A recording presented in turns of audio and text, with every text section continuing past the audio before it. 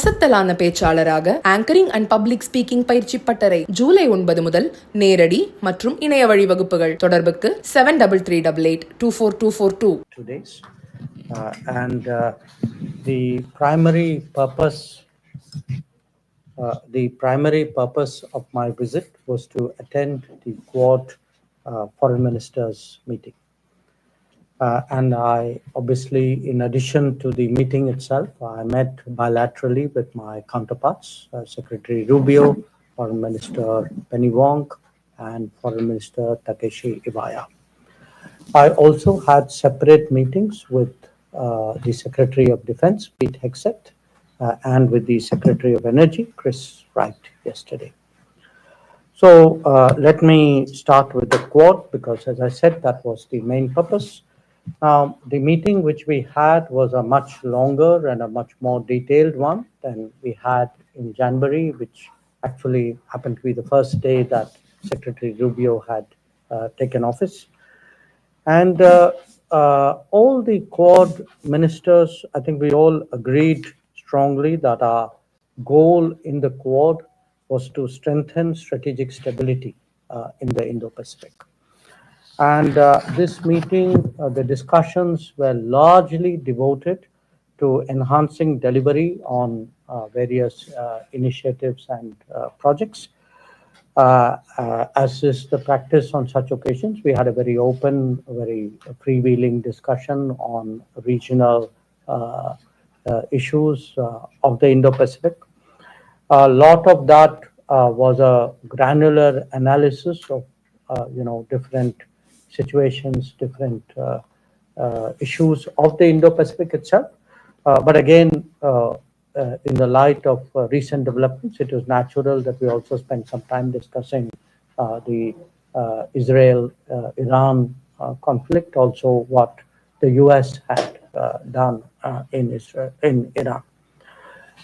Now, while our meeting was taking place, there was in parallel a Quad business roundtable on critical minerals, and there were companies from all the 4 Quad countries which were present at that roundtable. Now, in terms of Quad, of course, in its current incarnation, it's been there since 2017. It has grown steadily. All of you are aware of it. But I just want to flag some recent developments, because people often ask, saying, okay, how is it deepening? How is it progressing? So let me highlight some of them.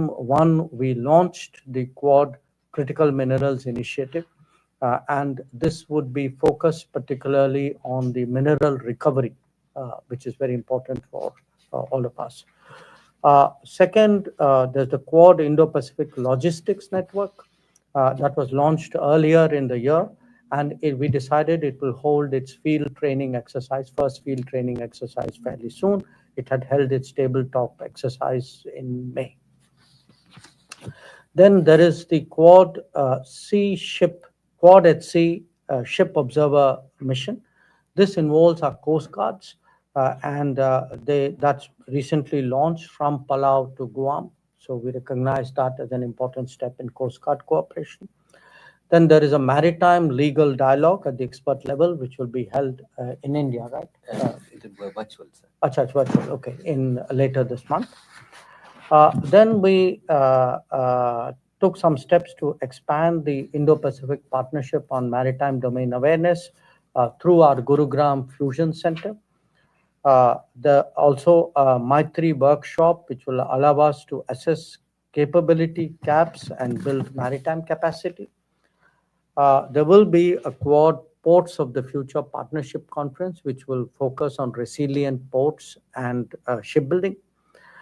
And of course, a Quad partnership on cable connectivity and resilience. It will hold a conference on undersea cables. So as you can see, the Quad members are all, fundamentally maritime nations. A lot of what brings us together, the Indo-Pacific, is the maritime facet of our capabilities, and most of what you can see as steps of advancement are in the maritime area. Now, from this meeting, if I have 3 or 4 takeaways, I would say One, quite clearly, because as I said, this was the really detailed Quad meeting we were doing under Trump 2.0 administration. There was a very clear affirmation of the deepening commitment of all members to the Quad. Second, this goal of strategic stability that I spoke about, obviously it's expressed through various initiatives and cooperative endeavors. And what that essentially means is we are discussing how do we build our own capabilities and those of others through cooperation, and how do we mitigate vulnerabilities, that if there are vulnerabilities of various kinds for various nations, over dependence or reliance, over reliance in a way, then what is it we can do with each other to address those gaps and make that less of a problem.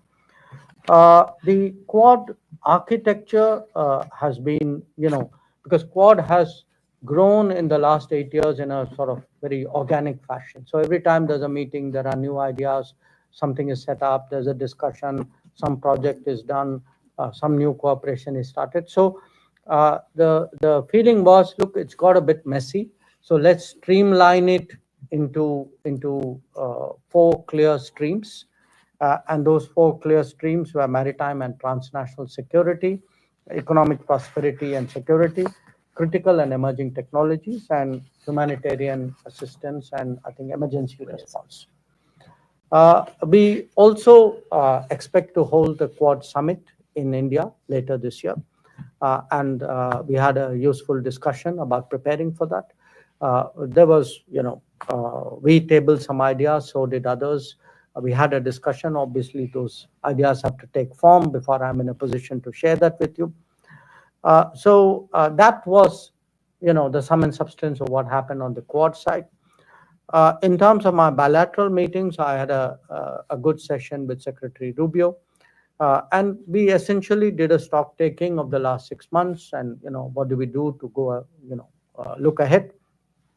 And this included a discussion on trade and investment, on technology, on defense and security, on energy, and on mobility. Now, defense and energy are 2 subjects where, particularly with the US, I think they're substantive enough to warrant a separate meeting with their secretaries, which is why I had a meeting with Secretary Hexet and with Secretary Wright. I also had very useful conversations with my other 2 counterparts, Penny Wong of Australia and Takeshi Iwaya of Japan. In both cases, obviously, whatever are the particular bilateral issues in those relationships were the subject of our discussions. We talked about visits which were due on either side, preparing for the meetings of our Prime Minister, which are also impending. So overall, I would say, for me, it was a very productive day yesterday. And for, in terms of the evolution of Quad, I think it was again, a step forward. Not just, I would say, in terms of a sort of another meeting of the Quad, but in many ways it was a sort of a house cleaning and a way of making it more efficient. There was we were self-auditing ourselves and saying, okay, how do we deliver better? How do we make it more efficient? So that's the spirit really in which we approached this particular meeting. So that's what I had to share with you. I'd be very happy to respond to any questions that you may have. Okay, please do introduce yourself by name before you begin. Foreign Minister, thank you. Shashank Matu with the Hindustan Times. So could you tell us a little bit about the substance of the Quad's discussions on the Pahalgam terrorist attacks as well as the Operation Sindoor? What was said to you by your counterparts from the other Quad ministries? Well, we had you saw that it was something which I spoke about publicly in my remarks.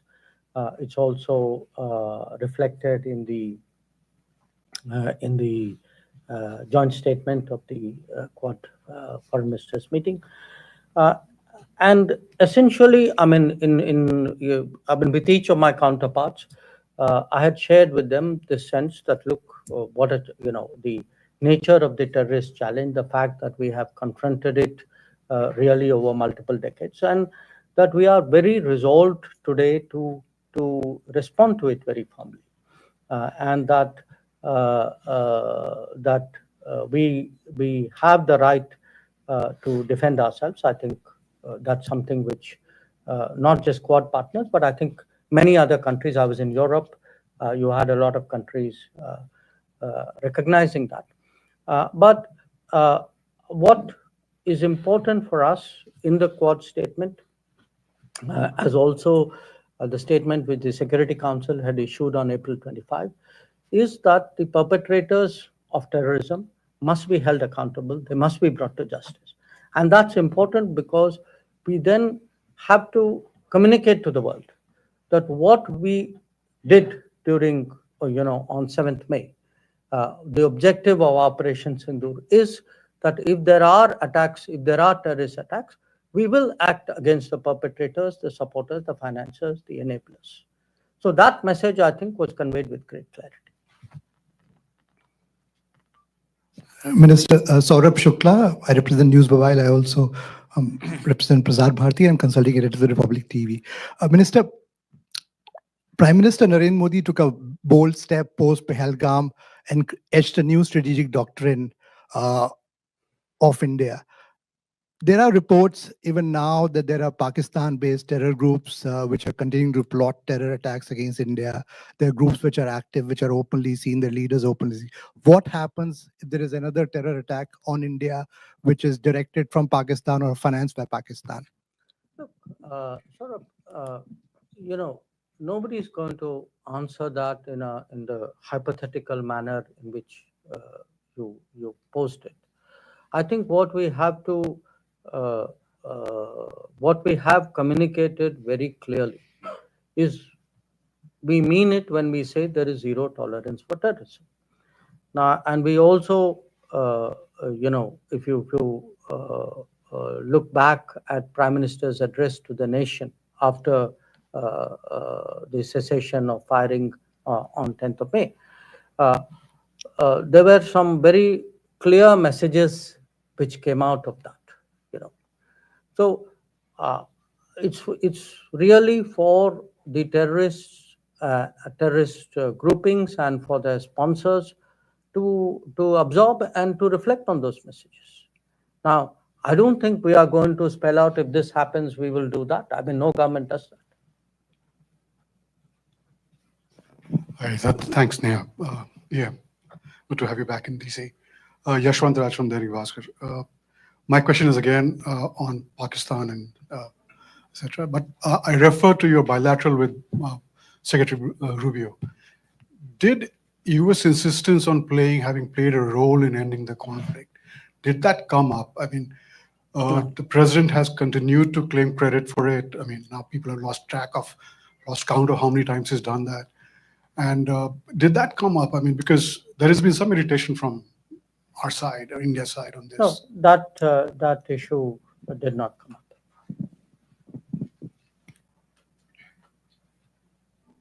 Thank you for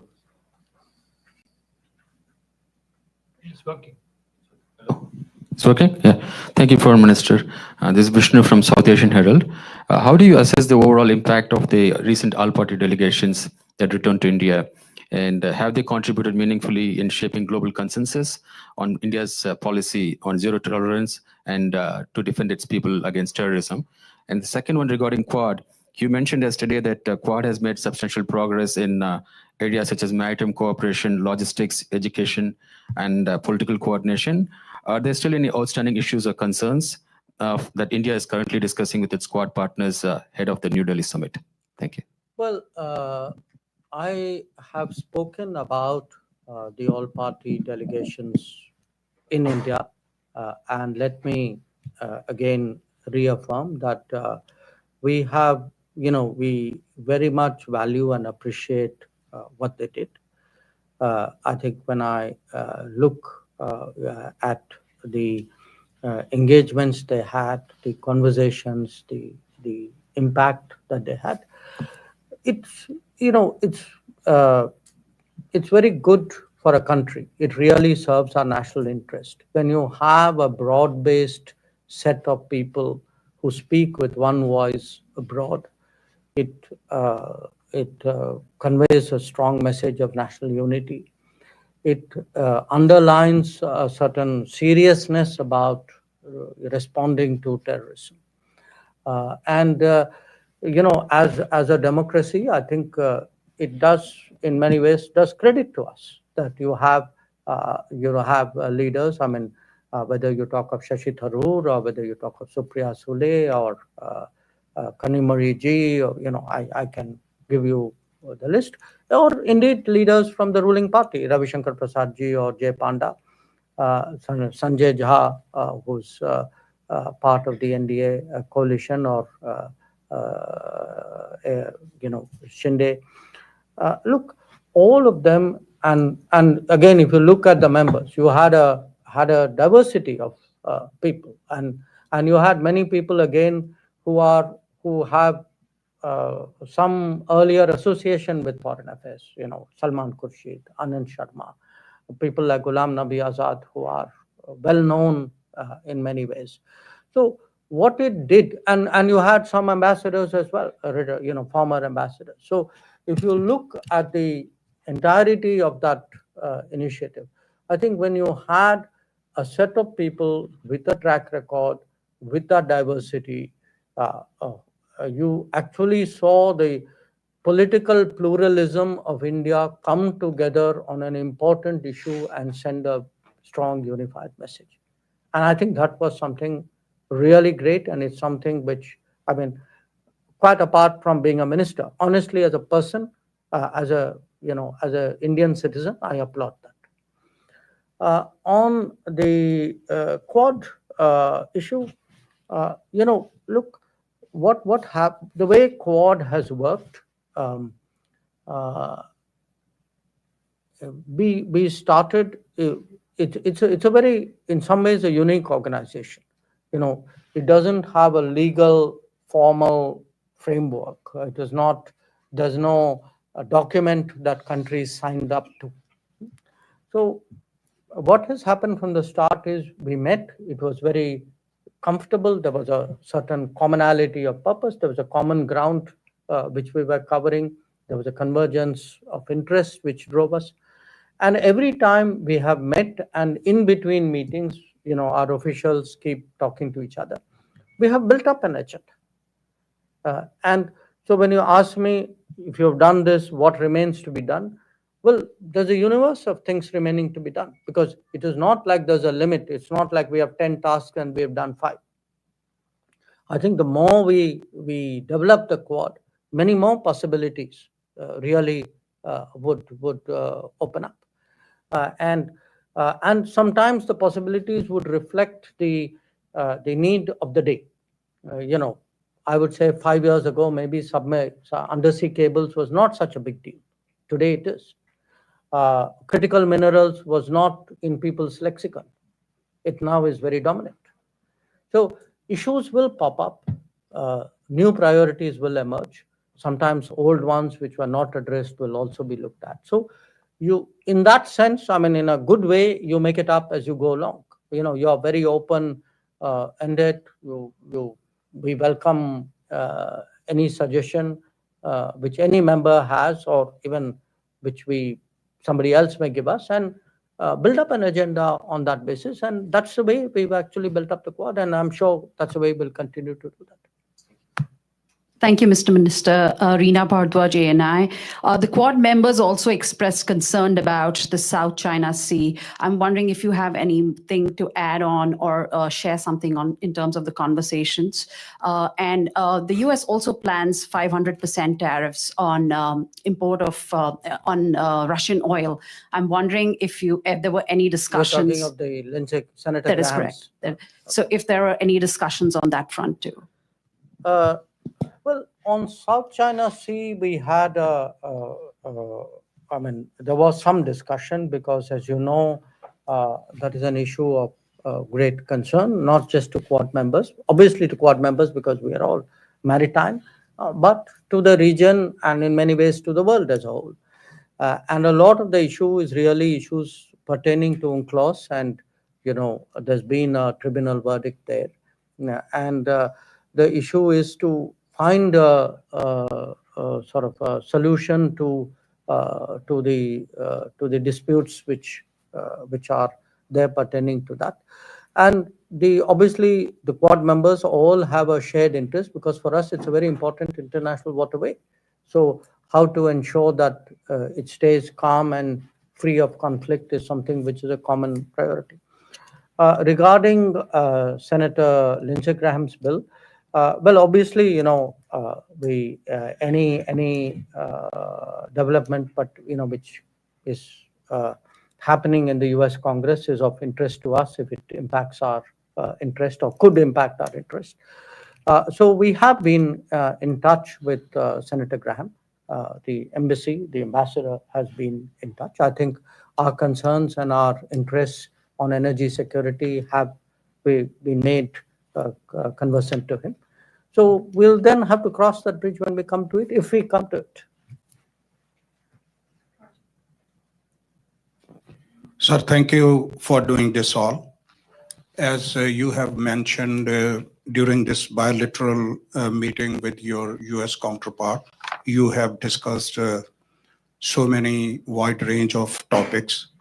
Do you see during any upcoming meetings as an opportunity for the India and the US to discuss initiatives around seasonal labor mobility for India to US? As we see the significant contribution of the Indian and Sikh community in the sectors like agriculture, transportation, retail, and hospitality. It will be win-win situation for both the countries.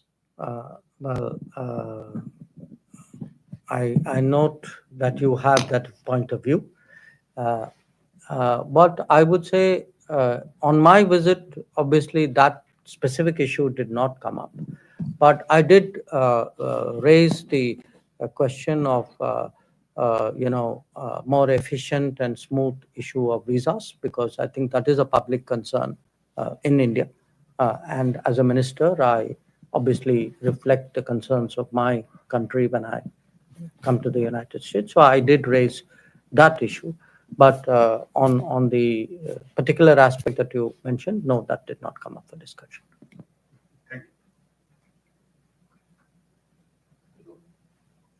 Yeah, I can hear you. Go ahead.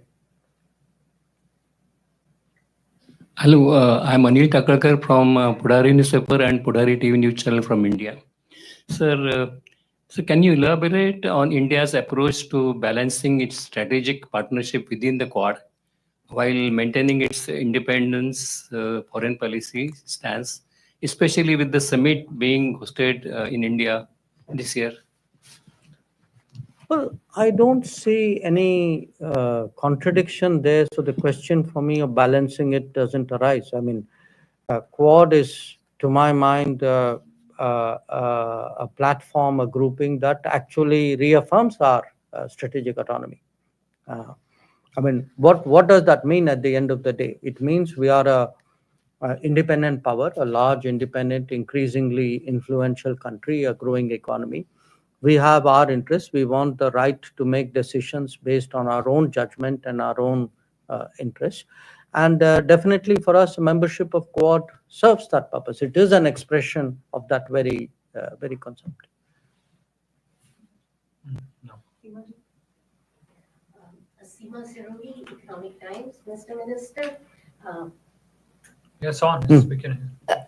Given the military cooperation between China and Pakistan seen during the recent confrontation, is India more open to giving Quad more of a security dimension, like a little harder edge, as some have argued? Would India be more open? Because people say India is a little shy about that. The other question is about the 3 Quad members having various kinds of problems with the 4th, that is the US. Australia is under review with AUKUS, and Japan has been asked to do more defense spending. They canceled their 2+2 dialogue. India has a host of political issues that came up in the aftermath of Operation Sindoor. How did that play out in your meetings? Does that cast a shadow? And one last chota question on China. We don't know where the Trump policy is going on China. If Quad's main purpose is to sort of create an alternative and prevent hegemony by China in Asia, how are we supposed to understand what's happening right now? So let me reflect on what you are saying. You are saying on the one hand, people among the Quad, there are issues among the partners, and then you are saying, so therefore, are you going to do more with the United States, though you have more problems? Seems to, the way you put it, which I don't agree with. So just you may want to reflect on that. So here's my point. Look, first of all, anything which happens between China and Pakistan, I don't see that as frankly shaping our Quad decision making. You talk about people say, I mean, people say a lot of things. It's a free world, almost. I can only say what is our thinking, which is that for us, Quad serves a purpose, that by working with these three partners, we actually advance our national interests and a collective good in the Indo-Pacific. As I said, we strengthen strategic stability in the Indo-Pacific. So when you speak about, issues between countries, you mentioned US and China. Well, I think if we are strengthening strategic stability in the Indo-Pacific, that in some ways perhaps even deals with the concern that you have. So look, in a world which is more uncertain, which is more volatile, more unpredictable, anything which is a factor of stability, predictability, anything which adds to the stable side of the ledger, I think is welcome. And Quad is very much a platform that contributes to that. Whether among the Quad partners there are issues or not, I mean, when you have relationships, what happens between the rest of them is not my business, it's for them.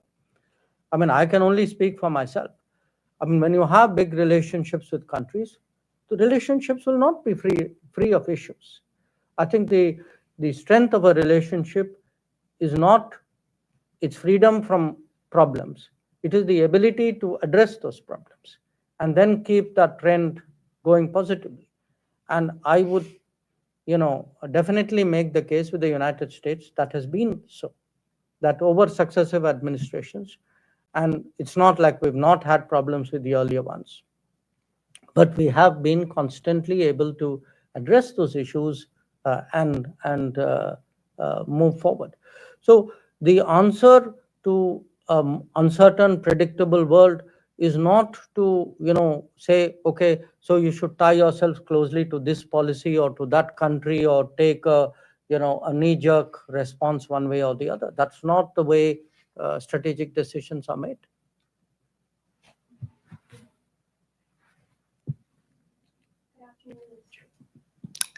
Two questions for you. Given India's growing role as a net security provider in the Indo-Pacific, how does the Quad envisage strengthening the regional security architecture in ways that complement ASEAN's centrality while reinforcing international law, particularly UN Convention on the Law of the Sea? And secondly, India has emphasized the importance of elevating the voice of the Global South within global governance frameworks. In what ways did the recent Quad discussions integrate this perspective, especially in terms of equitable infrastructure development and humanitarian assistance mechanisms? On the first question, I would say we spent a certain amount of time discussing ASEAN, its centrality, its interests, etc. And the Quad has always been very respectful of the ASEAN. I mean, you have to appreciate that in many ways ASEAN provides a great sort of strategic contribution to the global system, because it has created platforms where very, very diverse countries. I mean, if you look at the East Asia Summit attendance of various bodies, you get really countries which would normally not be in the same place at the same time coming for those meetings. So I think that value of the ASEAN is something we appreciate as Quad, definitely, I would say even as India. We very much, in all our discussions and activities as Quad, when we look at the Indo-Pacific, for us, ASEAN centrality is very much in mind. Regarding Global South, yes, of the 4 Quad members, we are the only one who's from Global South.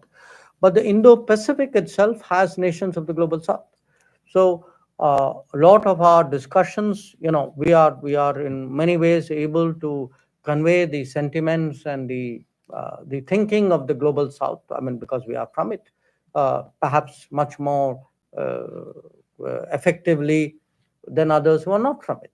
But one of the issues which we did discuss was actually development projects, which mostly we do by each one of us doing nationally, but we compare notes on it. And many of those do pertain to the Global South. Rohit Sharma, India Today. So first thing, obviously in mind of a lot of people, what was your initial response at MEA and at Prime Minister's office when President Trump announced ceasefire? Did you immediately reach out to express your disagreement, and how was that taken by the White House? 2 years ago, second question. 2 years ago, I asked you in one of these briefings, and you noted that Pakistan was no longer a central piece to bilateral relationship between India and the US. Has that changed now after Operation Sindoor? And third, do you believe there is a double standard when it comes to terrorism, when it happens in countries like India versus the West? Do you think Western countries see it differently, terrorism happening on their shores versus when it happens abroad? Thank you. Look, I would say that even today, the central factor in the relationship between India and the United States is India and the United States. It is our complementarity in many ways. It is the benefits that we get from closer relationship that is actually driving it. It is not, big relationships are not forged in terms of third countries and where they fit. The comment I made to you earlier, I would say applies even today. That if I am talking about the when I'm looking at the future of our ties with the United States, or if I even look back at the progress in our ties with the United States over the last 20 years, I would put it to you, a lot of it is, it's about trade, it is about investment, it is about technology, it is about mobility, it is about energy, it is about defense. So I would really urge you to get over the idea that we need to define ourselves vis-a-vis third countries in order to forge ahead somewhere. That is not the case. We are a big country. We are, among the top 5 economies of the world. We are the most populous country in the world. Our influence is growing. We must have that self-confidence, even in asking questions. I think the record of what happened at that time was very clear. The ceasefire was something which was negotiated between the DGMOs of the 2 countries. So I will leave it at that. And on the terrorism issue, again, look, it is a fact that countries, often countries do not take a position when some other country is a victim of terrorism, which they would do when they themselves are. We have, in that respect, honestly been much more consistent and principled. That we have, when terrorist incidents, attacks happen elsewhere, outside India, we have largely followed the same position that we have taken when they have happened in India. So is your point that others not doing it? My answer to you is yes, you are right. Many of them are not doing it or not doing it sufficiently enough. And part of diplomacy is to exhort them, encourage them, persuade them, motivate them to do that. And which is why it's important to speak up, and which is why it's important to carry them with us to the best possible degree. Thank you, everyone. That's all the time we have today.